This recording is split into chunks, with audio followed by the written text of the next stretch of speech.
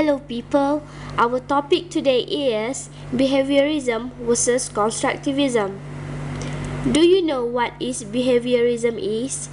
According to Phillips and Saltis, behaviorism is a learning theory that only focuses on objectively observable behaviors and discounts any independent activities of the mind. Teacher, may I know what the behavior? Good question, my dear. Some of the behaviorists are Edward Thorndike, B.F. Skinner, and Ivan Pavlov. Thorndike is the founder of the behaviorism theory, while B.F. Skinner is the father of modern behaviorism. He is known by his operant conditioning theory. Ivan Pavlov is known by his classical conditioning theory. Constructivism is a learning based on students' active participation in problem solving and critical thinking regarding a learning activity which they find relevant and engaging. Some of the constructivists are Maria Montessori and Vygotsky. Sorry, I'm quite confused. What is actually the connections between these two theories? Actually, both theories have connections. Behaviorism is to observe student development in terms of physical, while constructivism encourages students to think critically. So basically, we apply both theories in our daily life. What about the benefits of behaviorism theory of learning? We have to remember that behaviorism is easily controlled by the teacher. Next, some learners get benefit from repetition process, and reward and punishment are really clear. Last one is ease of motivation.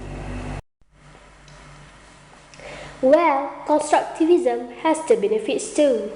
It encourages the higher level of thinking skill of the student, focusing mainly on the student, where we call it as student-centered, help in gain confidence of the learners, and encourage the teamwork skill. All these things are supported by John Jacques Rousseau, as he said that all education must be aimed at eventually leading children to think for themselves and become autonomous individuals capable of genuine moral action. But hey, don't think every theory is perfect. There are still limitations too. Let's take a look at these and find ways how to overcome it. As we can see, for the behaviorism, the first limitation is learners are less active in learning process and teachers orientated. So, the way to overcome this is teachers should set up environment that lead children to have a critical thinking. And then, teachers should expose the student with appropriate stimuli. The second limitation is the change in behavior is due to association between stimulus and response. Meaning here, the student only give the response to the teacher when teacher asks question. They don't have their own initiative to give their own opinion. So, the way to overcome this situation is teacher should allow the student to develop naturally and lead them to think for themselves. The last limitation for behaviorism is it ignores the understanding process and emotion of the student. So, to overcome this, teacher should ask the student feedback on what they learned at the end of the lesson and should consider their learning process and emotion. The first limitation for constructivism is time management. Teachers should actually identify the weak student and spend more time with them.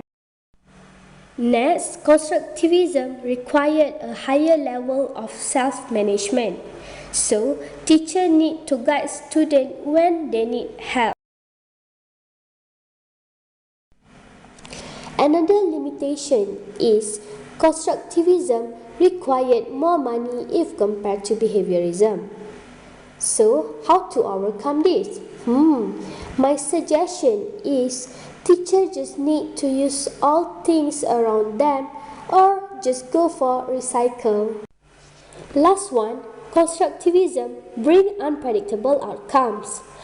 Take it easy and let it be. What teachers need to do is just face all the outcomes and try to adjust it with the curriculum.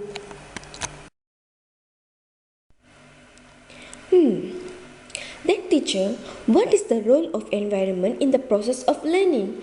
I'm really eager want to know about it. Good. Thank you for the question. Actually, environment play a big role in process of learning as it need to be secured. Environment can make students feel safe and supported. This is where the abilities and life achievement are obtained.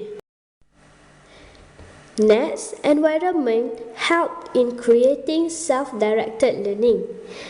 Meaning here, students take their own responsibility to do their own learning. This leads them to have individual learning in order to function well. Other than that, environment provides intellectual challenge. People nowadays are competing each other.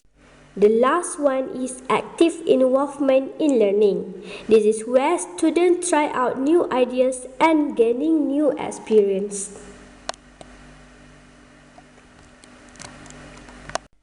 What educators learn from these theories are: the theories really help the educators to explain steps to the student in order to successfully achieve the concept. The students just need to practice what has been taught to them and succeeds before moving on. The theory also helps in creating discipline and effective learning as it already be practiced. Sometimes the theory is restricted as there is always limitation for every theory, but teachers learn to encourage students in critical thinking and inquiry by asking them thoughtful, open-ended questions and encourage them to ask questions to each other.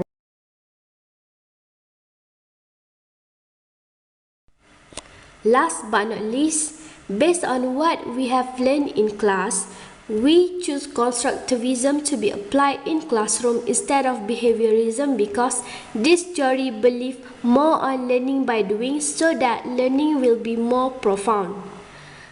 Then, through the process of accommodation and assimilation, individuals construct new knowledge from their experience.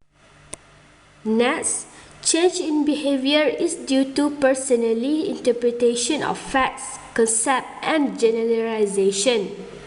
Lastly, it helps learners to become what they want to be.